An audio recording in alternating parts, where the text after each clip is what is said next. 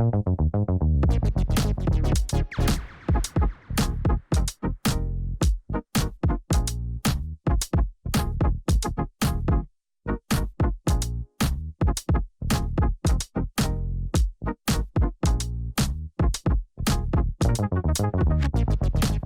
buenas tardes, bienvenidos a otro encuentro nuestro y lunes 19 horas que largamos con otra charla de nuestros clásicos webinar y esta vez con un tema que pocas veces tocamos hasta ahora, pero sí muy frecuente en la práctica cotidiana, que es la hiperplasia prostática benigna.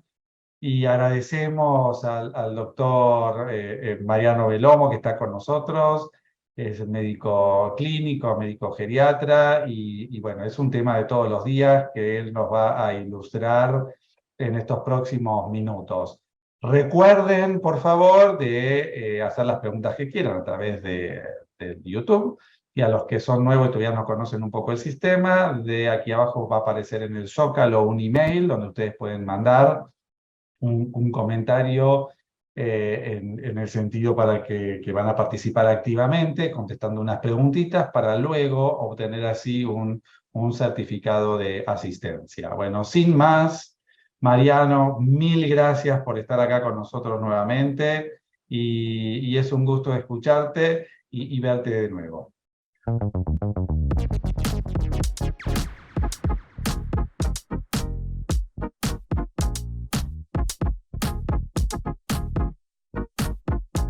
Bueno, muchas gracias. La verdad que para mí también es un gusto. Y bueno, vamos directamente a presentar este tema, como decíamos Marcelo, súper frecuente en el consultorio.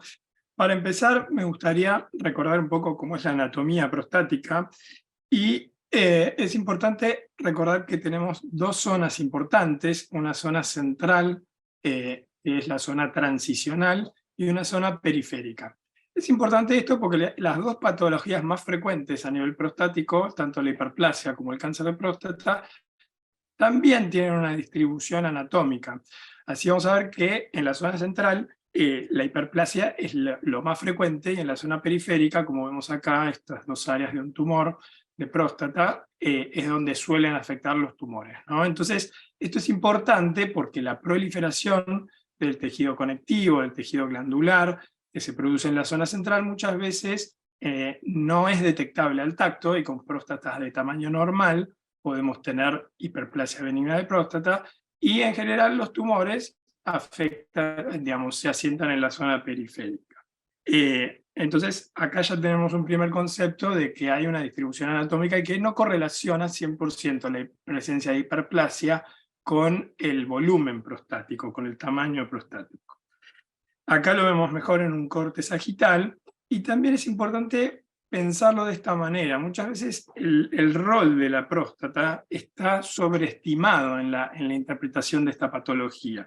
Quiere decir que muchas veces pensamos la hiperplasia como un componente obstructivo estático que solo depende de la próstata, y acá vemos como hay un montón de, digamos, vías de inervación, la vía colinérgica, la vía adrenérgica, el rol de las enzimas y la 5-alfa reductasa en lo que es la proliferación del tejido conectivo, el rol de la fosfodiesterasa, que todas van a estar implicadas en el tratamiento, y que muchas veces esto es algo dinámico, que no solo depende del tamaño y del volumen prostático, sino que esto condiciona cambios a nivel fisiológico, upregulation de receptores, y una modificación dinámica de todo el comportamiento, digamos, que está posterior a la próstata, que es el componente dinámico, que muchas veces es lo que más síntomas genera y más síntomas molestos genera, ¿no? A su vez, muchas veces existe como upregulation de receptores que condicionan el comportamiento del músculo detrusor, y también esto tiene que ver con problemas sistémicos. Todos los efectos, los estados inflamatorios crónicos también provocan como un cambio de comportamiento en toda esta dinámica. Entonces, no hay que enfocarlo solo como un problema obstructivo, sino como un problema muy dinámico y que va cambiando. Es así que, bueno, la hiperplasia benigna de próstata es es una neoplasia benigna de la próstata, es la neoplasia, digamos, benigna más frecuente, tiene una prevalencia histológica muy elevada, tal es así que el 60% de los mayores de 60 años y el 80% de los mayores de 80 tienen hiperplasia microscópica. De esos pacientes, más o menos la mitad solamente va a tener agrandamiento prostático, y la mitad de los que presenta hiperplasia histológica va a desarrollar síntomas. Es la causa más frecuente de molestias para orinar en personas mayores, con una prevalencia que va hasta 3 de cada 10 pacientes. Y en general es una entidad benigna, que tiene buen pronóstico, que digamos, tiene algunas complicaciones que tenemos que estar atentos, pero que tranquilamente puede ser manejada por internistas, por médicos de atención primaria, por médicos de familia, y no siempre implica que tengan que ser derivados estos pacientes al urólogo.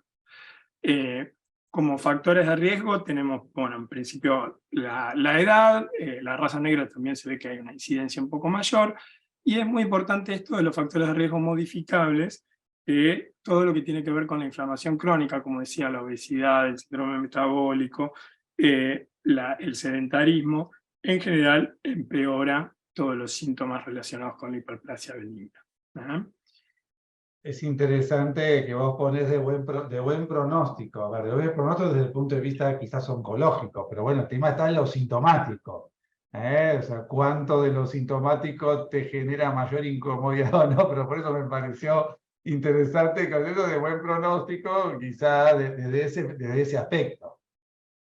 Exactamente, por eso ahora vamos a ir un poco a los síntomas, ¿no? El buen pronóstico tiene que ver con que en general las complicaciones relacionadas con la hiperplasia no suelen ser problemas graves, digamos, bueno, son problemas que pues, no son frecuentes, pueden derivar en problemas graves, pero hay que valorar siempre cómo repercute esto en la vida cotidiana del paciente. Y eso es clave, lo que acabas de decir, para poder decidir la terapéutica, el impacto que esto tiene en la vida cotidiana de los pacientes. Así que bueno, vamos a ver que el agrandamiento prostático produce un aumento de la resistencia al flujo de orina, que da lugar a todos los síntomas obstructivos, que es el retraso en la micción, el chorro débil o el chorro intermitente, el goteo postmiccional y la sensación de vaciamiento incompleto. Y a su vez existe esta respuesta adaptativa del detrusor, que da lugar a estos síntomas, que son síntomas irritativos o de almacenamiento. El conjunto de estos síntomas es lo que se define como prostatismo o síntomas urinarios bajos, o en la bibliografía en inglés están descritos como LUTS, que son los síntomas prostáticos que se adjudican a la hiperplasia benigna de próstata. En general, podríamos decir que los síntomas obstructivos son los que suelen ser más tolerados, y los síntomas irritativos son los que generan más problemas para el paciente en la vida cotidiana. Y es importante remarcar lo que había empezado en la primera diapositiva, que esto no tiene una correlación con el tamaño prostático. Es importante hacer un buen interrogatorio. La verdad que esto es clave para poder decidir qué estudios pedimos, cómo valoramos el caso. En general, los síntomas se plantean con una gran preocupación respecto del cáncer de próstata. Cuando los pacientes empiezan con estos síntomas, tienen miedo de esta patología. Hay que aclarar un poco que la patología más frecuente es la hiperplasia, y bueno, valorar esto que es clave, que es la interferencia y las molestias que ocasiona. Es importantísimo, mandatorio en nuestros pacientes adultos mayores, frágiles, polimedicados, evaluar la medicación, porque la presencia de estos síntomas es variable y está muy condicionada con los hábitos y con los medicamentos. A veces medicamentos de uso crónico y a veces medicamentos que se toman, digamos, por única vez, pero que generan un impacto muy importante en el empeoramiento de los síntomas. ¿Cuáles pueden ser estos? Bueno, todos los que tienen efecto anticolinérgico, como antiespasmódicos, bloqueantes cálcicos, antiinflamatorios, toda esta lista que vemos acá, que disminuyen la contractibilidad vesical. Todos los que son simpático-miméticos, como la levodopa, betabloqueantes, también aumentan la resistencia al tracto de salida vesical y pueden empeorar los síntomas. Los diuréticos, los vasodilatadores, también, que pueden aumentar el volumen de orina. Y luego de evaluar correctamente toda la medicación, como para poder adecuar, porque muchas veces el uso de un medicamento o el cambio de un medicamento por otro similar, con otro perfil de efecto que no tenga tanta repercusión en estos síntomas, puede ser suficiente y evitar tener que agregar otro fármaco más, ¿no? Pero siempre dudar cuando el diagnóstico se presenta, digamos, de forma brusca. En general, para poder adjudicar los síntomas a la hiperplasia de próstata, tenemos que pensar que esto es algo de comienzo insidioso y de curso variable a través del tiempo. Es importante pensar en diagnósticos diferenciales para poder interpretar bien los síntomas, pensar o interrogar acerca de patología uretral previa, descartar una estrechez uretral si el paciente tuvo instrumentada la vía urinaria, descartar, por supuesto, infección urinaria, descartar o pensar, digamos, la probabilidad de un cáncer de próstata o cáncer de vejiga, y otros problemas que provocan, digamos, hiperactividad del detrusor o vejiga neurogénica o cualquier otra causa de poliuria o de cambio en la micción por problemas de índole clínica, ¿no? Como insuficiencia cardíaca, el uso de vasodilatadores, etc. Es importante... También entra ahí la apnea del sueño, que tienen nocturia. Entonces, y a veces el gran desafío diagnóstico de los adultos mayores es cuando tienen varias cosas al mismo tiempo. A veces tienen más una, a veces tiene un poco de insuficiencia cardíaca, tiene hipertrofia prostática, tiene, ¿no? Entonces, cómo ir viendo, obviamente, que termina siendo casi un arte, pero por eso este tipo de charlas nos clarifican mucho más para entender lo que le está sucediendo. Va a ser poco frecuente que encontremos este problema como único problema. En general coexiste con todo lo demás y todo lo demás interacciona con este problema. Entonces, tenemos que hacer como el balance para ver y para poder valorar y adecuar la terapéutica del paciente de todos sus problemas, incluyendo esto, ¿no? Pero bueno, es importante la evaluación diagnóstica porque justamente el diagnóstico de hiperplasia se define, digamos, por exclusión de otras patologías, como veíamos anteriormente, ¿no? Para la evaluación diagnóstica tenemos que evaluar bien el síntoma, hacer una evaluación clínica y neurológica para descartar, por ejemplo, insuficiencia cardíaca, problemas neurológicos que puedan ocasionar una disminución de la capacidad vesical y hiperactividad del detrusor. Obviamente tenemos que incluir la palpación abdominal y eventualmente el tacto rectal para poder, digamos, valorar las características de la próstata. Es digamos, importante tener un análisis de orina para evaluar la presencia de hematuria o descartar la probabilidad de una infección urinaria. Por supuesto que tenemos que evaluar la creatinina para evaluar si estos síntomas pueden estar ocasionando un deterioro de la función renal o el paciente tiene insuficiencia renal crónica que se puede ver agravada por esta patología o este componente obstructivo. En la diabetes sabemos que la diuresis aumenta, digamos, en la diabetes mal controlada por un efecto osmótico. El pedido del PSA no es indispensable, pero bueno, ahora lo vamos a valorar un poquito mejor. Muchas veces cuando los síntomas no son del todo claros, es de mucha utilidad pedir una flujometría, que ahora vamos a decir 2 palabras. Y en algunos pacientes va a ser importante poder valorar con una ecografía el tamaño prostático y esto que nos va a dar otra información para decidir el tratamiento, que es el residuo postmiccional. En general, los estudios urológicos están, digamos, más destinados cuando uno sospecha otra patología no hiperplásica, digamos, no hiperplasia de próstata. Con el PSA, en general, como vimos, bueno, hay que tener la discusión que siempre recomendamos acerca de, digamos, las preferencias del paciente respecto de hacer o iniciar un rastreo para el cáncer de próstata si el paciente tiene entre 50 y 75 años. Si es mayor de 75 años, no está recomendado pedir el PSA, pero cuando los síntomas son de instalación brusca o existe la sospecha de que puede estar vinculado con un tumor, en general se solicita.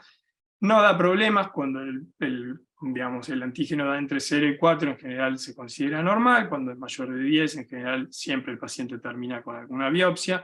Y cuando es entre 4 y 10, es esa zona gris, en donde para poder tener una aproximación diagnóstica sin mandar a biopsiar al paciente, muchas veces se usa la relación entre PSA libre y PSA total, y el comportamiento a través del tiempo, ¿no? Si el PSA va en aumento, bueno, casi seguro que ese paciente va a terminar en una biopsia para descartar un tumor.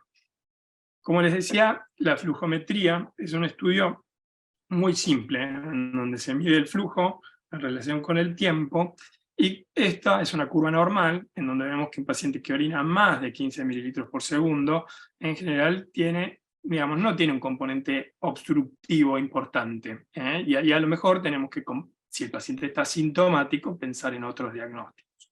Cuando la curva es más aplanada o el paciente orina menos de 10 mililitros por segundo, en general estamos hablando de un componente obstructivo infravesical, ¿no? Que esto puede estar localizado en la próstata o puede ser un componente uretral.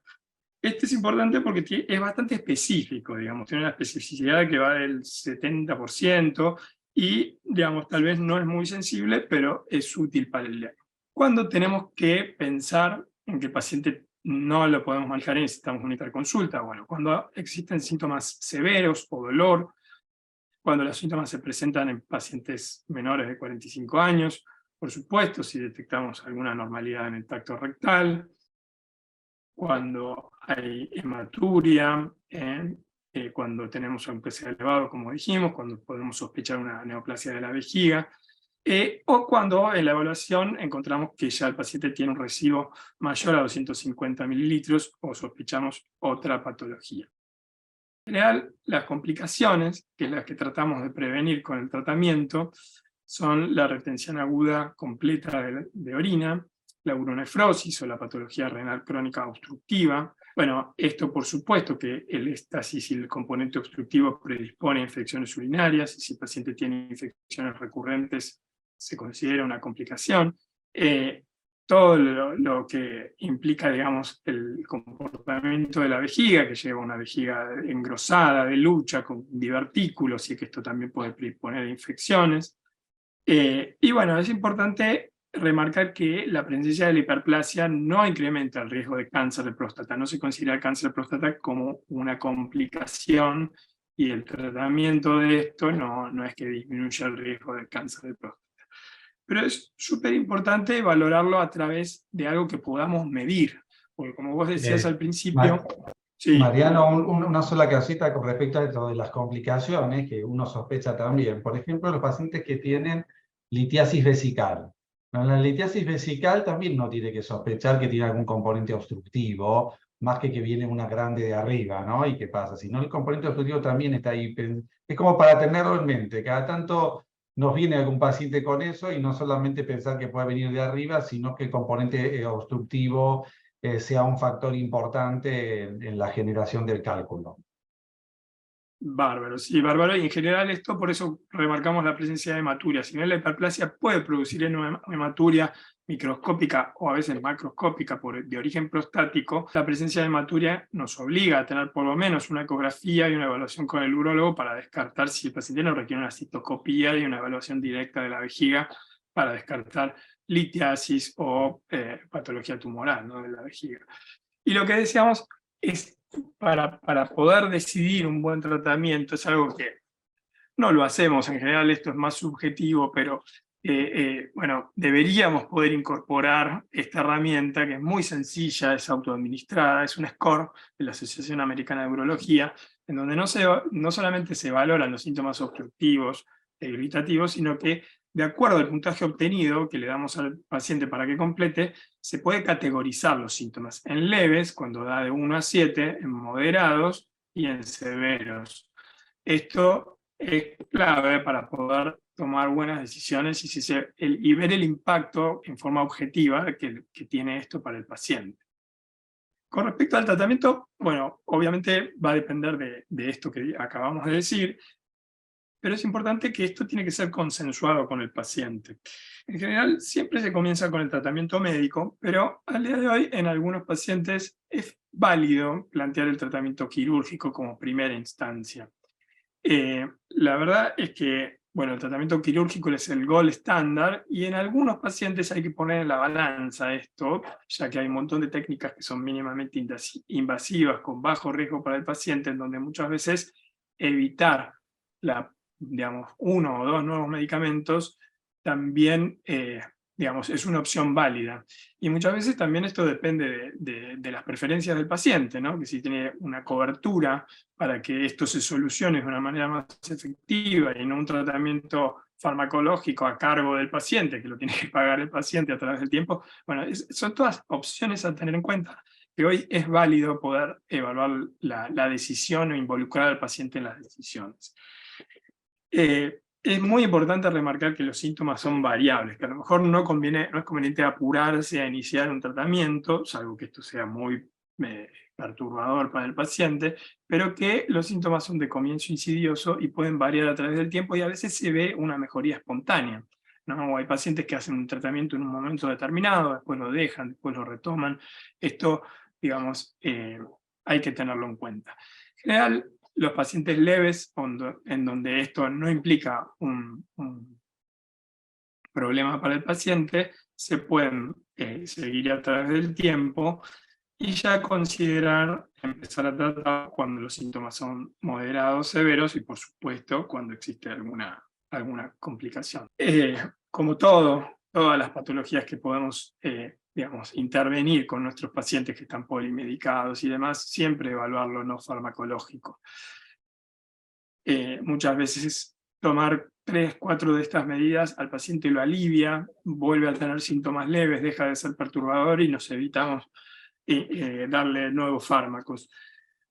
Las opciones que se dan es limitar un poco la ingesta de líquidos durante la noche, cuando el problema es la nocturia, limitar el consumo de xantinas y de café, de mate y demás, y de bebidas alcohólicas, que esto obviamente empeora los síntomas.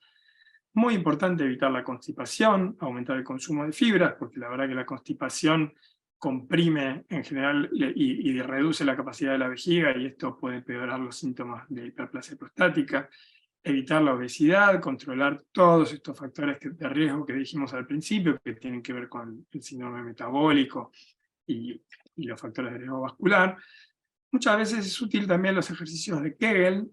Esto demostró en muchos pacientes poder ayudar a mejorar los síntomas, sobre todo los síntomas que tienen que ver con el vaciado y con el componente vesical. También se le puede recomendar a los pacientes tener micciones programadas para cuando la molestia es la urgencia miccional, tratar de hacer micciones programadas y estimularlos a que hagan el vaciado vesical en 2 tiempos, digamos, que orinen y que se tomen un rato más como para poder eliminar el residuo que a veces tienen los pacientes con hiperplasia y que esto resulte menos perturbador. Pero bueno, yendo directamente al tratamiento farmacológico, vamos a ver, existen 4 tipos de medicamentos. Los 2 más efectivos suelen ser los bloqueantes alfa-1 y los inhibidores de la 5-alfa reductasa. Y en el último tiempo también se han incorporado los inhibidores de la 5-fosfodiesterasa y los fármacos antimuscarínicos, que son los que nos ayudan a mejorar los síntomas que tienen que ver con el componente vesical. Los bloqueantes alfa-1 son medicamentos que son muy efectivos, en general reducen el score de la Asociación Americana de Urología en 4 a 6 puntos. Lo que producen es, digamos, relajan el músculo liso y del cuello vesical y de la uretra prostática, producen una mejoría sintomática y flujométrica. El efecto beneficioso uno lo puede ver enseguida, a los pocos días de iniciar su uso.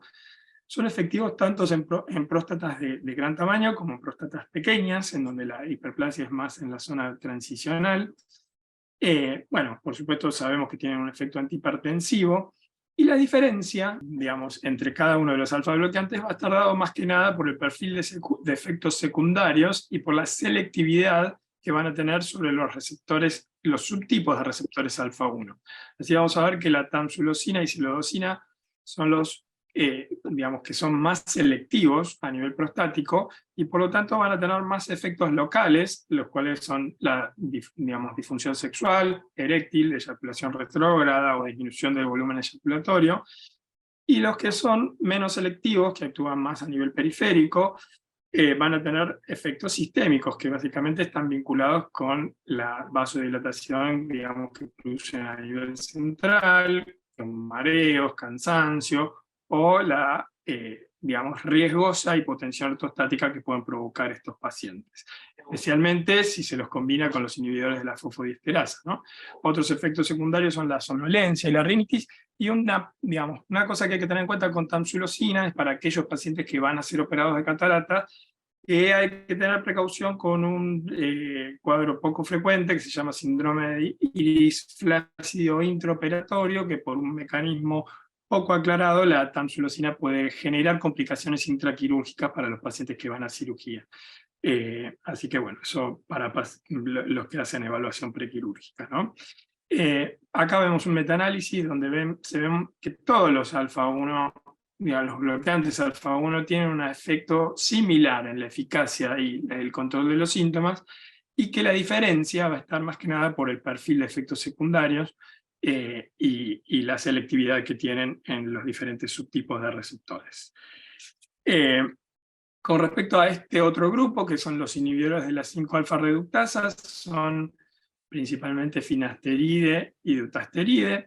Lo que sabemos es que bloquean la conversión de testosterona en la dihidrotestosterona, reducen el tamaño prostático y el posterior crecimiento, producen una mejoría sintomática y flujométrica, pero la gran diferencia es que el periodo, digamos, de latencia que existe para que comiencen a tener efecto, para que comiencen a tener efectos beneficiosos sobre los síntomas, es mayor. Es en general de 2 a 6 meses, y el efecto máximo se ve después del año para el alivio de los síntomas. Por eso son fármacos en general que los vamos a considerar no como primera alternativa de tratamiento cuando el paciente está muy sintomático, y van a ser más beneficiados los pacientes que tienen próstatas de tamaño grande, porque no solamente digamos, mejoran los síntomas, sino que reducen el tamaño. En general son, digamos, bien tolerados, pero los efectos secundarios también tienen que ver con la disfunción sexual, ¿no?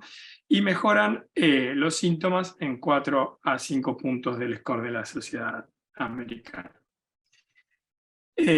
Muchas veces se plantea esto, ¿no? ¿Con qué iniciamos? Si bloqueantes alfa-1 o finasteride, bueno, ya vemos, para el paciente que está muy sintomático, en general vamos a empezar por los bloqueantes alfa-1, y tener en cuenta la eficacia, beneficios adicionales de acuerdo al tamaño prostático, la tolerancia, el efecto o el fracaso, digamos, de algún fármaco por los efectos adversos, principalmente sobre la función sexual. Acá vemos un estudio que se hizo comparando finasteride, doxazosina en forma independiente versus placebo y la terapia combinada. Vemos como los dos grupos de fármacos tienen una mejoría sintomática de la progresión de los síntomas, y como la terapia combinada, digamos, implica una mejoría mucho más evidente. Esto también se ve para la incidencia de la retención aguda de orina, como digamos, tanto el finasteride como la doxazosina reducen de manera estadísticamente significativa esta complicación, y la terapia combinada más efectiva aún. Y la necesidad a través del tiempo de recurrir a una terapia invasiva, cuando se compara, digamos, el finasteride pareciera, y el dutasteride pareciera ser superior a largo plazo, y la terapia combinada también superior respecto de los bloqueantes alfa-1, que suelen tener, después de 3 a 4 años, una disminución del control de los síntomas de los pacientes. Esto lo vamos a pasar. Acá hay otro trabajo, digamos, donde se ve como dutasteride reduce también la probabilidad de retención aguda de orina, la necesidad de tratamiento quirúrgico y la probabilidad de infecciones urinarias. Otro grupo de fármacos que está aprobado para estos síntomas, que en general no suelen ser, digamos, fármacos de primera alternativa, son los inhibidores de la fosfodiesterasa. En general, tanto el sildenafil como el tadalafil producen, digamos, una mejoría de estos síntomas, pero el único que está aprobado es el tadalafil en estas dosis en forma diaria de 5 miligramos, produce una relajación del músculo liso y un efecto antiproliferativo que logra una mejoría en los síntomas con una disminución del score de 3 a 4 puntos. ¿Y en qué pacientes a lo mejor uno podría utilizarlo? Y bueno, los que están a lo mejor más afectados por el desempeño sexual, en donde el otro, de todos los bloqueantes alfa-1, como el dutasteride, comprometen la función sexual, y claramente lo mejora. Pacientes con síntomas leves que tienen una vida sexual activa, a lo mejor podemos iniciar este tratamiento que es más costoso, ¿no? Y después, por último, algunas palabras con respecto al componente vesical del problema. Muchas veces esto también suele estar subestimado en la valoración de los síntomas, por esto, digamos, de pensarlo como un componente fijo, obstructivo.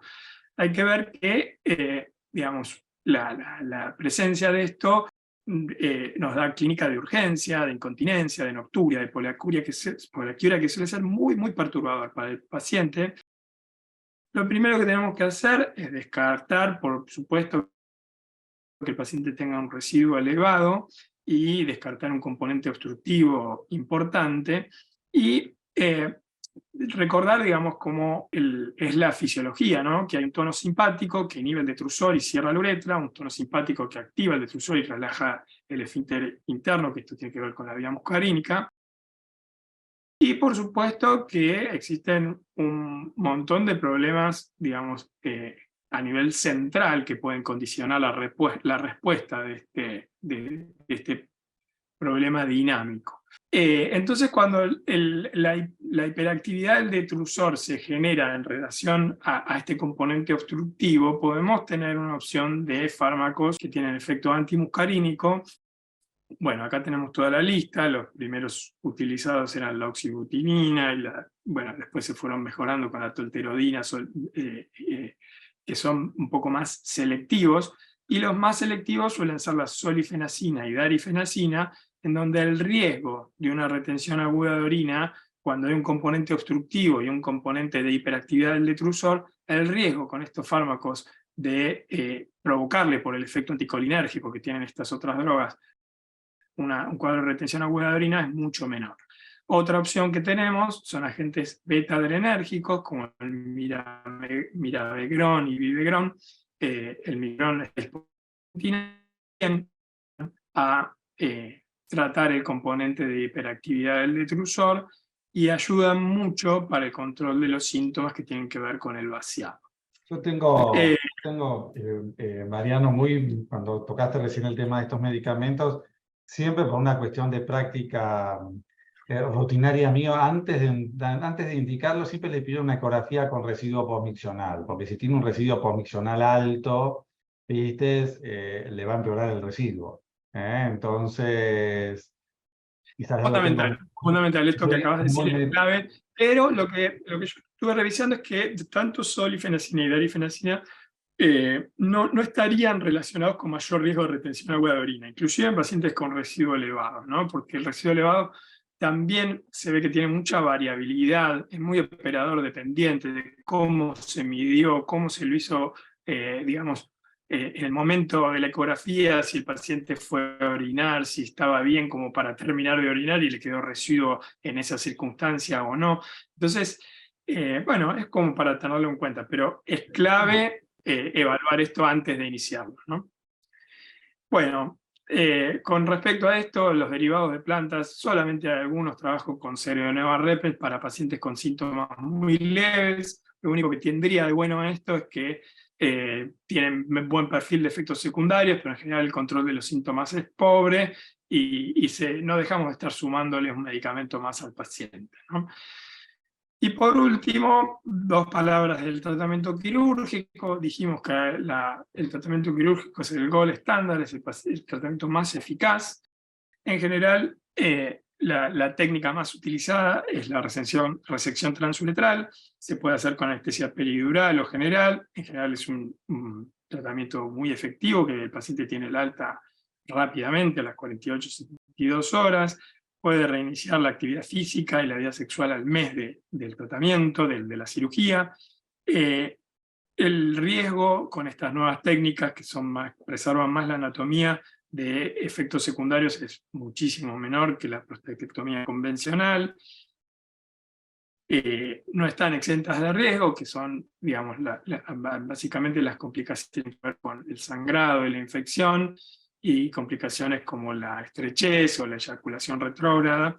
Hay que tener en cuenta, digamos, que hay muchas nuevas técnicas que son ablativas o mínimamente invasivas, que para pacientes frágiles, digamos, con mayor riesgo quirúrgico o con próstatas muy voluminosas, también son válidas, y volver a involucrar, digamos, a la decisión del paciente en la posibilidad de un tratamiento quirúrgico. Muchas veces hay que comparar o iniciar un tratamiento y ver si el efecto secundario que esto genera, sobre todo sobre la respuesta sexual, es tolerable o no para el paciente, y si el paciente decide o no intervenirse para el control de estos síntomas, ¿no? Las indicaciones son los síntomas urinarios refractarios al tratamiento. Como dijimos, también puede ser válido como primera opción. Cuando hay, obviamente, algún episodio de retención aguda de orina, el paciente siempre termina operado. Cuando hay infecciones recurrentes o cuando hay macrohematuria de origen prostático que es recurrente y molesto para el paciente, esto de la litiasis que vos recordabas, Marcelo, y cuando, por supuesto, existe compromiso de la vía urinaria alta, digamos, cuando hay hidronefrosis o deterioro de la función renal, hay que eliminar el componente obstructivo para no deteriorar la función renal. Y bueno, acá tenemos como un algoritmo de manejo. Cuando el paciente empieza con síntomas, es muy importante valorarlo con un score, evaluar el residuo postmiccional. Si el paciente tiene complicaciones, o por supuesto que lo vamos a derivar al urólogo. Si el paciente no está complicado y los síntomas son moderados a severos, podemos iniciar un tratamiento médico, y si el tratamiento médico fracasa, derivarlo al urólogo. Y para síntomas leves o digamos, que no son muy perturbadores para el paciente, es válido controlarlo y seguirlo a través del tiempo. Bueno, creo que eso es un breve repaso de las cosas más importantes. No sé si quieres aclarar Bueno, algo más. sí, bueno, espectacular. Sí, lindo porque fue un repaso así de todos los temas que siempre viene bien. Y bueno, te agradecemos muchísimo. Bueno, hagan todas las preguntas que quieran a través del canal de YouTube. Y bueno, y recuerden también de si quieren el certificado, me voy a sale de nuevo aquí en el Zócalo el email donde ustedes pueden enviar su comentario, así nosotros después les enviamos las preguntas y tienen su certificado. Así que bueno, gracias de nuevo Mariano y los esperamos a todos el próximo lunes a las 19 horas que saldrá una nueva charla de nuestro webinar. Abrazos y a seguir cuidándose. Chao, chao. Gracias. Hasta luego.